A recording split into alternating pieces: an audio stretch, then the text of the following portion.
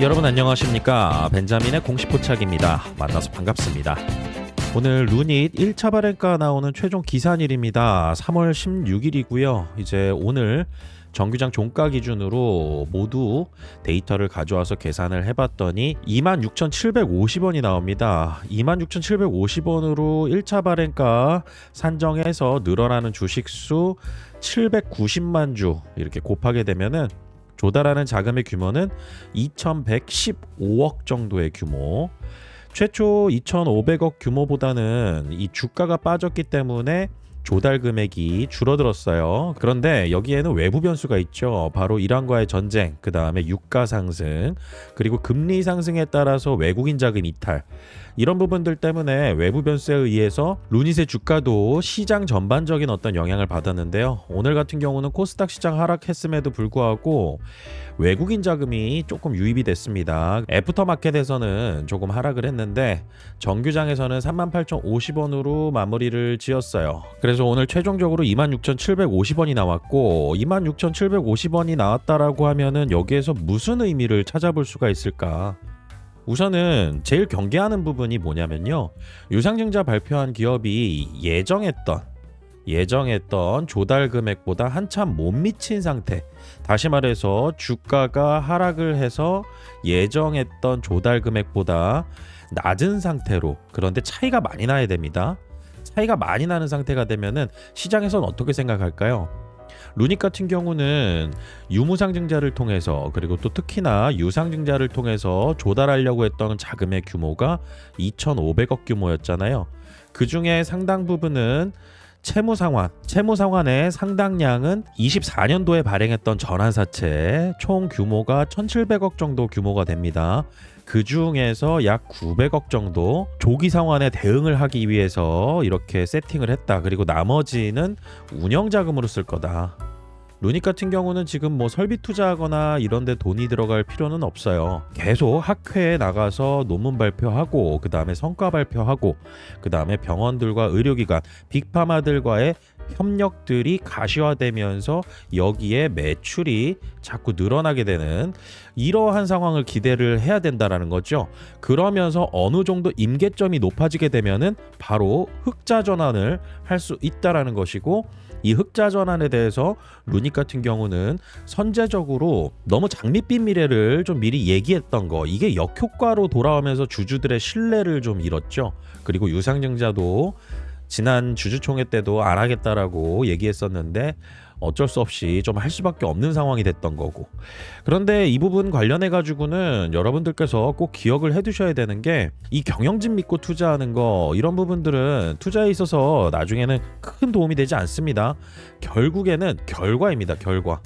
결과인데 이 결과를 만들어낼 수 있을 정도로 지금 루닛의 가능성, 루닛의 비즈니스 모델에 가능성이 있느냐, 저는 이 부분은 충분하다라고 보거든요. 다만 시점에 대해서, 그리고 재무적인 어떤 돈의 쓰임, 이런 부분들이 예상했던 것보다 좀 많이 달라졌다라는 거, 이게 좀 차이가 났던 것 같습니다. 그리고 발목을 잡았던 부분이 계속 이 풋옵션 리스크, 이 풋옵션이라는 것은 루닛에 투자했던 채권자들이 있어요. 채권자들이 이제 다 기관 투자자들이거든요.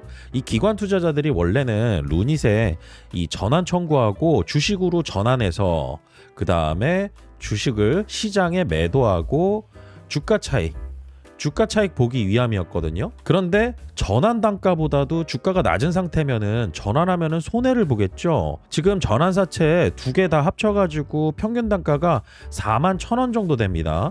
그렇기 때문에 주가가 만약에 이거보다 많이 올라가는 상황이 벌어진다, 그리고 5만 원 선 이상으로 올라간다 라고 하면은요, 전환 청구해가지고 시장에 매도할 가능성이 훨씬 더 높기 때문에 채무에 대한 상환 있죠. 이 채무에 대한 상환으로 돈을 안 쓸 수도 있습니다. 그러면은 운영자금으로 계속 쓸 수가 있다라는 것이고, 주식으로 전환하게 되면은요, 발행하는 주식 수가 늘어나기 때문에 또 자본금이 늘어나게 돼요. 자본금이 늘어나게 되면은 자본 잠식률에 대한 리스크도 어느 정도 좀 회피를 할 수가 있고, 그런데 제일 중요한 거는 루닛이 언제쯤 루니 스코프에서의 성과를 만들어낼 수 있을까? 이 부분을 여러분들께서 집중하시는 게 훨씬 더 중요할 거예요.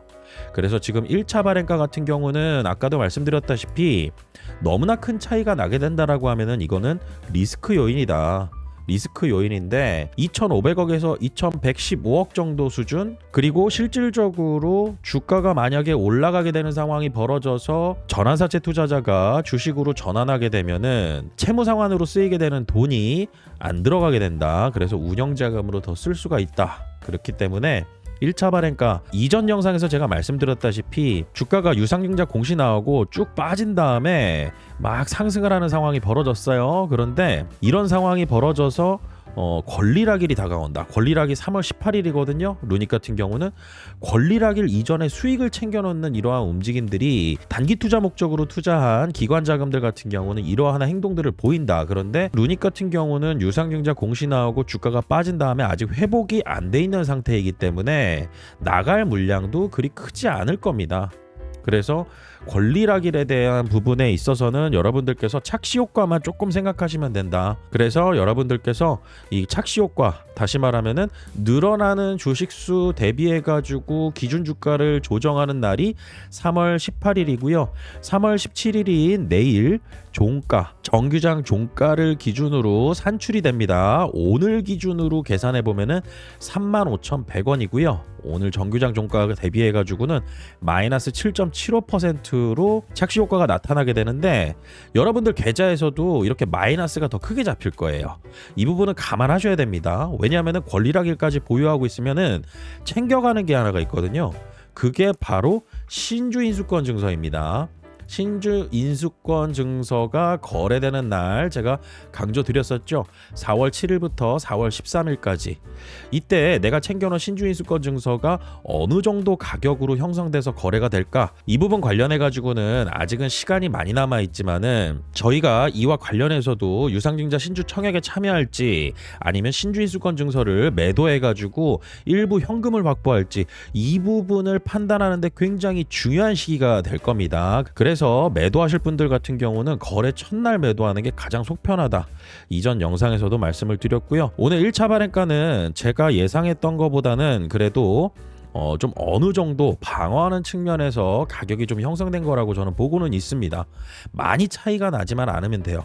예정했던 조달 자금에서 만약에 이 채무 상환하는데 이 자금이 한참 모자라는 정도로 자금 조달을 하게 된다. 이런 거는 유상증자 안 하는 이만 못하고요. 유상증자 공시가 나오고 최종적으로 주주들 청약 이 부분 관련해 가지고도 굉장히 저조한 청약률이 나오게 될 겁니다. 그러면은 모든 리스크는 또 대표 주관사가 떠안게 돼요. 그러면 대표 주관사가 그 잔여 물량 같은 경우를 다 떠안게 되면은 이거를 시장에 또 매도를 해버립니다. 한원 시스템 같은 경우도 청약률이 미달해서 그때 당시에 대표 주관사가 모두 잔액 인수를 해버렸어요. 당시 규모가 2천억 규모 정도 됐었습니다. 그런데 다행스럽게도 주가가 올라가면서 잘 팔고 나와서 오버행 리스크를 그렇게 크게 만들어내진 않았는데 루닉 같은 경우는 지금 상황에서 청약률이 저조하다 하더라도 잔액 인수를 통해서 증권사가 모두 다 인수를 해버리게 됩니다. 다만 중요한 거는 청약률이 그래도 높게 나와줘야 시장에서 그래도 주주들이 유상증자에 참여하면서 매입 단가 낮추고 그 다음에 앞으로의 기대감 이런 부분들을 아직은 가지고 있구나라고 시장에서 평가를 할 수가 있겠죠. 그래서 여러분들께서 가장 지금 중요하게 생각하셔야 되는 부분들은 1차 발행가도 중요하고 확정 발행가에 나오는 것도 중요하고 청약률도 중요하지만은 실제로 유상증자 청약에 내가 참여를 할까? 아니면 신주이권 증서 거래를 해가지고 내가 일부 현금화를 해놓을까? 이런 부분들 관련해서 굉장히 많은 고민이 되실 거예요. 왜냐하면 대부분의 루니 주주분들께서는 지금의 주가보다 높은 단가에서 아마 투자가 이루어졌을 거라고 저는 생각이 듭니다.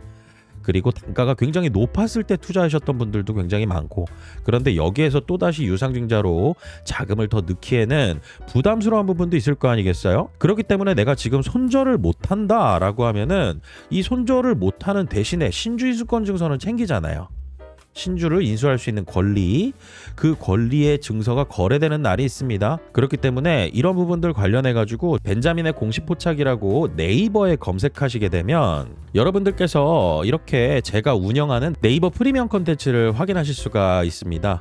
이 채널의 목적은 투자 수익 추구가 목적이에요. 그리고 이 루닉 관련된 내용뿐만 아니라 다른 종목 투자들도 굉장히 많이 이루어졌었겠죠. 그리고 그런 증거들은 제가 올려드렸던 컨텐츠로 다 기록이 남아 있습니다. 그리고 저 벤자민과 루카스에 대한 소개. 저와 루카스 같은 경우는 제도권 금융기관의 경력을 가지고 있습니다. 그래서 금융투자 전문 인력으로 저 같은 경우는 2011년도부터 24년도까지 제도권 금융기관의 경력을 가지고 있고요. 그리고 운영을 어떻게 해나가는지, 어떤 분들이 구독을 하시면 좋은지 여기에 대한 내용들을 다 적어놨습니다. 그리고 중요한 부분이 과거에 어떤 종목들을 매수 의견 드리고 성과는 어땠나, 이 부분에 대해서 제가 투명하게 다 기록을 해놨습니다.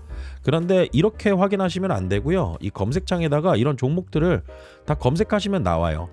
LIG 넥스원 같은 경우는 컨텐츠 12월 15일 날 매수 의견 드리고 총 19개 올라왔습니다. 그래서 12월 15일 날 제가 이렇게 의견을 드렸죠. 오늘의 투자 액션, 방산주 하나 먼저. 이거는 전쟁 관련 리스크보다는요, 펀더멘탈적으로 LIG 넥스원이 굉장히 투자에 대한 기대감을 많이 줄 수 있는 그런 사업적 재료, 그 다음에 주가의 위치, 이런 부분들이 좀 매력적이었습니다. 그래서 LIG 넥스원 계속 공부하면서 당시에 39만 원에 매수 의견 드리고 전쟁 터지면서 굉장히 커다란 수익을 보고 나온 종목이었어요. 그런데 그런 종목들의 기록들이 여기에 다 나와 있다라는 거죠. 물론 손해보고 매도하는 종목들도 간간히 있습니다. 그런데 중요한 부분은 그런 종목들이 몇 개나 됐나, 이게 중요하죠. 확률적으로 그러면은 여러분들께서 저 벤자민과 함께 투자하신다라고 하면은 주가 상승에 대한 기대가 되는 종목들, 이 부분을 제가 모니터링을 해드리면서 여러분들께서 투자를 같이 이어나가실 수가 있어요. 참여 방법은 네이버 프리미엄 컨텐츠 구독만 하시면 되는 거니까요. 궁금한 사항이 있으시면은 네이버 톡톡 제가 링크 걸어놨습니다. 여기에 여러분들께서 저한테 궁금하신 사항 문의해 주셔도 되니까요. 앞으로 저 벤자민과 함께 정보 공유 잘 하시고요. 좋은 투자 수익 기회도 잘 만들어 가시길 바라겠습니다. 오늘 영상 마치겠습니다. 구독과 좋아요는 큰 힘이 됩니다. 벤자민이었습니다.